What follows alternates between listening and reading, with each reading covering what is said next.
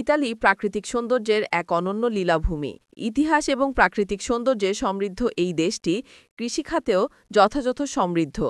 কৃষি ইতালির প্রধান অর্থনৈতিক খাত। আজকের ভিডিওতে আপনাদের সঙ্গে শেয়ার করব ইতালির কৃষিকাজে ঘণ্টা, দৈনিক এবং মাসিক হিসেবে বেতন কেমন পাবেন এবং ইতালির কৃষিকাজ কী ধরনের হতে পারে তার বিস্তারিত তথ্য। আপনারা যারা কৃষি ভিসাতে ইতালিতে আসবেন, চেষ্টা করবেন আসার পরে যেই মালিকের অধীনে কৃষি ভিসার আবেদন জমা হয়েছে সেই মালিককে খুঁজে তার অধীনে কৃষিকাজ করতে এবং মালিকের সাথে একটি সুসম্পর্ক তৈরি করতে, যাতে করে আপনি আপনার কাজের কন্ট্রাক্টটি বাড়িয়ে নিতে পারেন। এতে করে কৃষিকাজের যে ৯ মাসের মেয়াদ সেটি শেষ হয়ে গেলে আপনার এখানে অবৈধ হয়ে যেতে হবে না।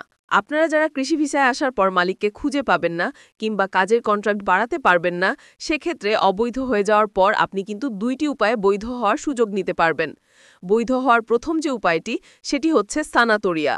ইতালির ভেতরে যারা অবৈধ মানুষ আছে তাদেরকে বৈধ হওয়ার জন্য যে ঘোষণা দেওয়া হয় তাকেই বলা হয় সানাতোরিয়া।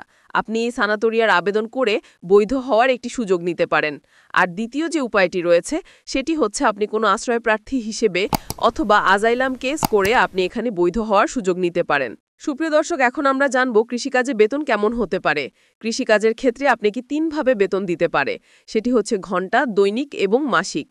কৃষিকাজের ক্ষেত্রে ঘণ্টা হিসেবে আপনার সর্বনিম্ন বেতন হবে ৬ ইউরো। তবে অভিজ্ঞতা এবং কী ধরনের কাজ তার উপর নির্ভর করে সর্বোচ্চ বেতন হতে পারে ঘণ্টায় ১২ ইউরো। আর কৃষিকাজে যাদেরকে দৈনিক হিসেবে বেতন দেওয়া হয় তাদের সর্বনিম্ন বেতন হবে ৫০ ইউরো।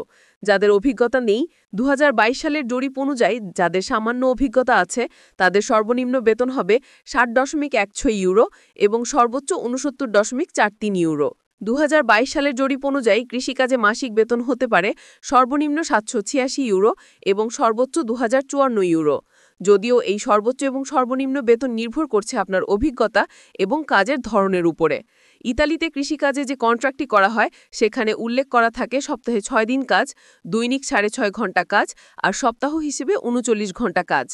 কিন্তু বাস্তবিক অর্থে কাজের কন্ট্রাক্টে যেভাবে সময়সীমা লেখা থাকে সেভাবে কিন্তু কৃষিকাজে কাজ করা হয় না।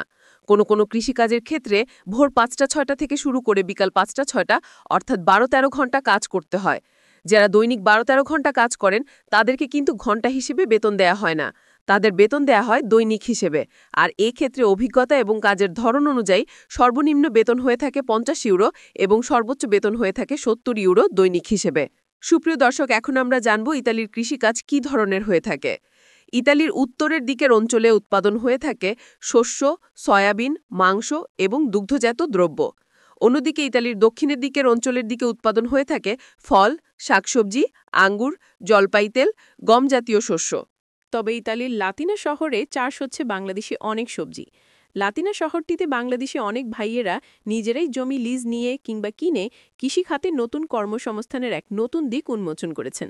সম্ভাবনাময় এবং কর্মসংস্থানের যথেষ্ট সুযোগ থাকা সত্ত্বেও এই খাতে অনেক কর্মীর অভাব রয়েছে।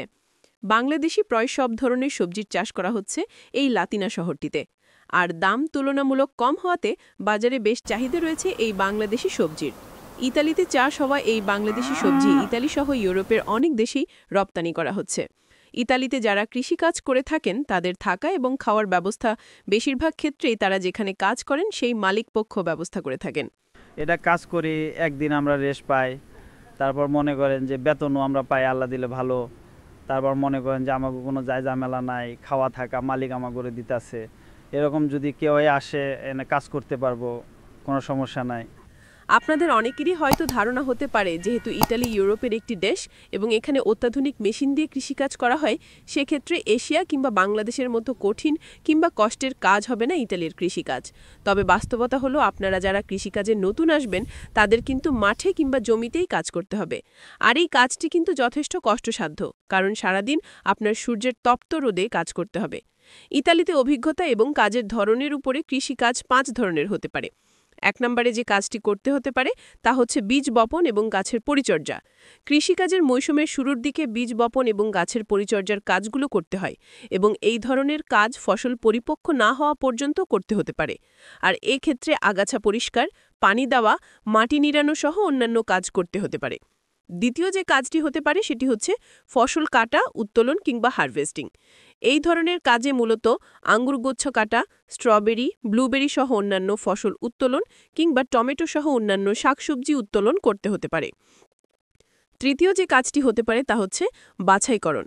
এই ক্ষেত্রে ফসল উত্তোলন কিংবা কাটার পরে উন্নত মানের ফল কিংবা সবজিকে পৃথক করে বাছাই করতে হয়। এরপর তা সুন্দর করে সাজিয়ে প্রক্রিয়াজাতকরণ কিংবা ধৌতকরণের জন্য প্রস্তুত করতে হবে। চতুর্থ যে কাজটি হতে পারে তা হচ্ছে ধৌতকরণ এবং প্রক্রিয়াজাতকরণ। কিছু কিছু ফল এবং সবজির ক্ষেত্রে ধৌতকরণ দরকার পড়ে না কিংবা প্রক্রিয়াজাতকরণ দরকার পড়ে না, সেক্ষেত্রে সরাসরি মোড়ক লাগিয়ে সরবরাহের জন্য পাঠিয়ে দেওয়া হয়।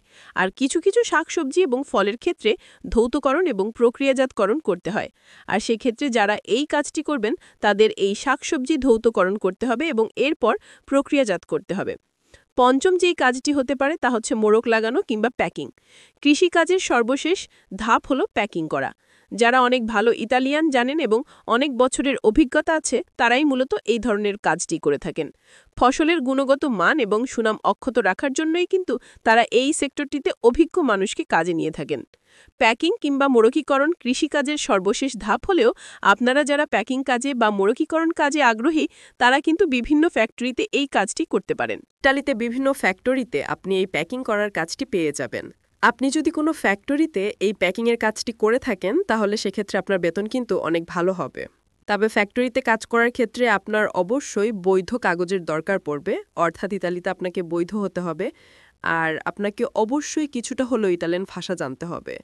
আপনারা যারা নতুন ইতালিতে আসতে চাচ্ছেন তাদের সবার প্রতি আন্তরিক অনুরোধ রইল, আপনারা অবশ্যই ইতালিতে আসার আগে একটু হলেও ইতালিয়ান ভাষাগত জ্ঞান অর্জন করে আসবেন।